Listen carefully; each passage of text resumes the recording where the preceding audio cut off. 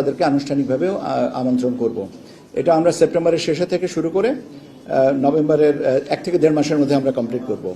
আপনারা জানেন যে ভোটার তালিকা এই কাজটা আমরা অনেক দিন ধরেই করছি এবং আমরা আপনাদেরকে জানিয়েছি যে আমরা 3টা ভোটার তালিকা এবার প্রকাশিত হবে এবং একটা হয়ে গেছে 2রা মার্চ, এখন আরেকটা যেটা হচ্ছে সেটা হচ্ছে 31শে অগস্ট, আর এর পরবর্তীতে আমরা 31শে অক্টোবর পর্যন্ত যাদের বয়স 18 বছর হবে তাদেরকে নিয়ে একটা ভোটার তালিকা করব, যেটা আমরা কমপ্লিট করব by the end of November. নির্বাচন আইন বিধি সংস্কার এবং এর সাথে একটা আমরা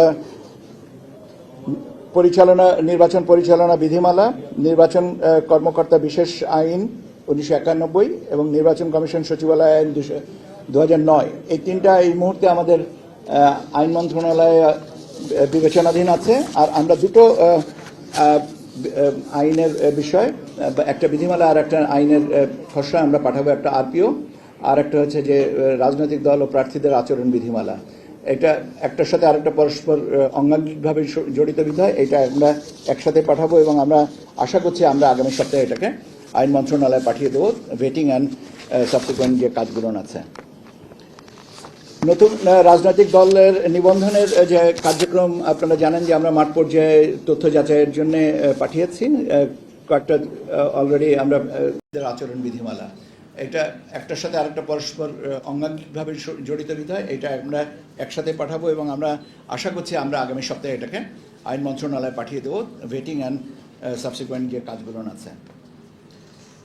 নতুন রাজনৈতিক দলের নিবন্ধনের যে কার্যক্রম আপনারা জানেন যে আমরা মাঠ পর্যায়ে তথ্য যাচাইয়ের জন্য পাঠিয়েছি কয়েকটা অলরেডি আমরা কিছু কিছু জায়গা থেকে পাচ্ছি এবং এটা চলমান থাকবে এবং আমরা আশা করছি যে এটা আমরা সেপ্টেম্বরের ভিতরে কমপ্লিট করতে পারবো।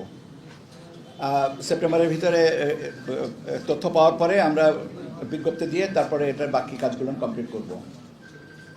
জাতীয় সংসদের নির্বাচনী এলাকার সীমানা নির্ধারণ সংক্রান্ত যে কাজগুলো আপনারা জানেন যে গতকাল পর্যন্ত আমরা শুনানি নিয়েছি এবং কালকেও আমরা শুনানি পরবর্তীতে আরও কিছু কাজ যেগুলো আছে যুক্তি পাল্টা যুক্তি এবং সেগুলো নিয়ে আলোচনা এবং এটা নিয়ে আজকেও আবার আমরা পরবর্তীতে বসবো। আমি সীমানা নিয়ে বলছিলাম যে গতকালকে পর্যন্ত আপনারা জানেন যে আমরা সীমানা নিয়ে যে শুনানি ছিল সে শুনানিটা কমপ্লিট করেছি। এখন শুনানি অন্তে যে তথ্য পর্যালোচনার পর্যায়টা চলছে এবং আমরা আশা করছি যত তাড়াতাড়ি পারা যায় আমরা এটা করব, কেননা সীমানার সাথে আরও অনেকগুলো জিনিস জড়িত আছে। তবে আমাদের মোটামুটিভাবে ধারণা যে আগামী 15ই সেপ্টেম্বরের ভিতরে এইগুলোকে চূড়ান্ত করতে পারবো এবং আপনার জিআইএসএ ম্যাপ এই জাতীয় যে কাজগুলো আছে সেগুলো আমরা 30শে সেপ্টেম্বরের ভিতর কমপ্লিট করব। পর্যবেক্ষক এবং সাংবাদিক নীতিমালা নিয়ে আপনারা অলরেডি জানেন যে আমরা এটা প্রকাশ করেছি এবং কার্ডের নমুনা ইত্যাদি ইত্যাদি যে কাজ বিষয়গুলো আছে এটা আমরা over the period of time এটা কমপ্লিট করব। এর সাথে আপনাদের সাথেও একটা আলোচনার বিষয় আছে, সেটাও আমরা এর মধ্যে করব। এটাও আমাদের এই কর্মপরিকল্পনাটাই আমরা 24টা অংশে ভাগ করে আমরা দেখেছি। তার একটা হচ্ছে অংশীজনের সাথে সংলাপ, এটা আমরা শুরু করার ইচ্ছা আছে আমাদের সেপ্টেম্বরের শেষাংশ থেকে। আমরা 1 থেকে 1.5 মাস সময় নিব। এটার সাথে সুশীল সমাজ, রাজনৈতিক দলের প্রতিনিধি, বিশ্ববিদ্যালয়ের শিক্ষক, নারী সমাজের প্রতিনিধি, ইলেকট্রনিক অ্যান্ড প্রিন্ট মিডিয়ার ব্যক্তিত্ব যারা আছেন ইত্যাদি যারা আছেন তাদেরকে সবাইয়ের সাথে আমরা এই সংলাপগুলো করব এবং সংলাপের জন্য সময়সূচিগুলো আমরা পরবর্তীতে জানিয়ে দেব এবং আমরা তাদেরকে আনুষ্ঠানিকভাবেও আমন্ত্রণ করব। এটা আমরা সেপ্টেম্বরের শেষে থেকে শুরু করে নভেম্বরের 1 থেকে 1.5 মাসের মধ্যে আমরা কমপ্লিট করব। আপনারা জানেন যে ভোটার তালিকা এই কাজটা আমরা অনেক দিন ধরেই করছি এবং আমরা আপনাদেরকে জানিয়েছি যে আমরা 3টা ভোটার তালিকা এবার প্রকাশিত হবে এবং একটা হয়ে গেছে 2রা মার্চ, এখন আরেকটা যেটা হচ্ছে সেটা হচ্ছে 31শে অগস্ট, আর এর পরবর্তীতে আমরা 31শে অক্টোবর পর্যন্ত যাদের বয়স 18 বছর হবে তাদেরকে নিয়ে একটা ভোটার তালিকা করব, যেটা আমরা কমপ্লিট করব by the end of November. এর সাথে আছে আপনার নির্বাচন আইন বিধি সংস্কার এবং এর সাথে একটা আমরা নির্বাচন পরিচালনা বিধিমালা, নির্বাচন কর্মকর্তা বিশেষ আইন 1991 এবং নির্বাচন কমিশন সচিবালয় আইন 2009, এই তিনটা এই মুহূর্তে আমাদের আইন মন্ত্রণালয়ে বিবেচনাধীন আছে। আর আমরা দুটো আইনের বিষয়, একটা বিধিমালা আর একটা আইনের খসড়া আমরা পাঠাবো, একটা আরপিও আর একটা হচ্ছে যে রাজনৈতিক দল ও প্রার্থী। আমাদের কর্মপরিকল্পনাটাকে আমরা মোটামুটিভাবে 24টা ভাগে ভাগ করে আমরা আমাদের কর্মপরিকল্পনাটা প্রস্তুত করেছি। এই কর্মপরিকল্পনাকে রেখেই আমরা অতীতেও যে কাজগুলো করেছি সেখানে এই কর্মপরিকল্পনার ভিতরে অন্তর্ভুক্ত আছে এবং আগামীতে যে কাজগুলো আমরা সেটা সম্পন্ন করব। একটা বিষয় এখানে বলে রাখা প্রয়োজন যে কর্মপরিকল্পনায় যে কাজগুলো আছে, উল্লেখ করা আছে, এইটা একটার সাথে আরেকটা সম্পর্কিত।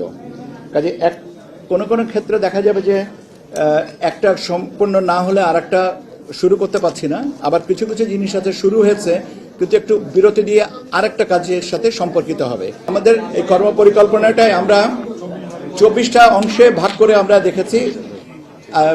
তার একটা হচ্ছে অংশীজনের সাথে সংলাপ, এটা আমরা শুরু করার ইচ্ছা আছে আমাদের সেপ্টেম্বরের শেষাংশ থেকে। আমরা 1 থেকে 1.5 মাস সময় নিব। এটার সাথে সুশীল সমাজ, রাজনৈতিক দলের প্রতিনিধি, বিশ্ববিদ্যালয়ের শিক্ষক, নারী সমাজের প্রতিনিধি, ইলেকট্রনিক অ্যান্ড প্রিন্ট মিডিয়ার ব্যক্তিত্ব যারা আছেন ইত্যাদি যারা আছেন তাদেরকে সবাইয়ের সাথে আমরা এই সংলাপ গ্রহণ করব এবং সংলাপের জন্য সময়সূচিগুলো আমরা পরবর্তীতে জানিয়ে দেব। এবং আমরা অংশীজনের সাথে সংলাপ, এটা আমরা শুরু করার ইচ্ছা আছে আমাদের সেপ্টেম্বরের শেষাংশ থেকে। আমরা 1 থেকে 1.5 মাস সময় নিব।